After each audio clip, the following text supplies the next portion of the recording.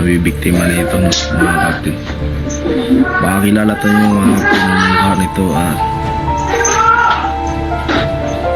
yung buti dito yung may sumigaw. Nakakalabas hindi natin inasahan na mangyayari yung ganitong sitwasyon. Yun lang mga kapatid.